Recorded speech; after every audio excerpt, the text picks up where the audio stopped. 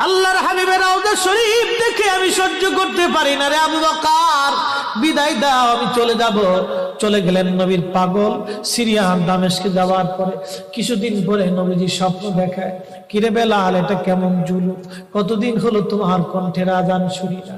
বেলাল রে, তোর কি মন চায় না আমি নবীর জিয়ারতে আসতে? বেলাল আয়, আমি নবীর জিয়ারতে আয় রে বেলাল আয়, কতদিন হলো তোমার কণ্ঠের আজান শুনি না।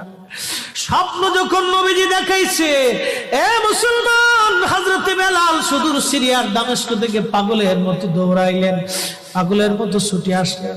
যখন মদিনাতে আসলেন তখন তাহাজ্জুদের সময় চলতেছিল। তাহাজ্জুদের সময় চলার সময় হযরত বেলাল রাদিয়াল্লাহু আনহু কাঠের জালি দিয়ে তখন রওজা শরীফ ঘিরে রাখা ছিল। ওই জালির পাশে বসে বসে জালির সঙ্গে মাথা ঠেকাইয়া নবীর পাগল বসে বসে গুনগুন গুনগুন করে কাঁদে আর বলে, হুজুর, আপনি আসতে বলেছিলেন, গোলাম এসে হাজির হয়েছে। নবী গো, আজান দিতে বলেছেন, আমি আজান দিলে আপনি আগে নামাজে আসতেন, এখন আজান দিলে কি নবী আপনি নামাজে আসবেন? হুজুর, এখন আজান দিলে কি আপনি নবী নামাজে আসবেন? নতুন মুয়াজ্জিন আসছে আজান দেওয়ার জন্য, এসে দেখে নবীর মুয়াজ্জিন বেলাল কাঁদে। ডাক দেখে মদিনাবাসী, শুনছো, নবীর মুয়াজ্জিন ফিরে এসেছে, বেলাল আসছে, বেলাল ফিরে আসছে। এই কথা শোনার পরে সব সাহাবী ঘর থেকে বের হয়ে দৌড়ায় এসে দেখে বেলাল কাঁদে। সাহাবীরা বলে, বেলাল আজান দাও, কতদিন হলো তোমার কণ্ঠের আজান শুনি না। বেলাল আজান দাও, কতদিন হলো আজান শুনি না রে বেলাল।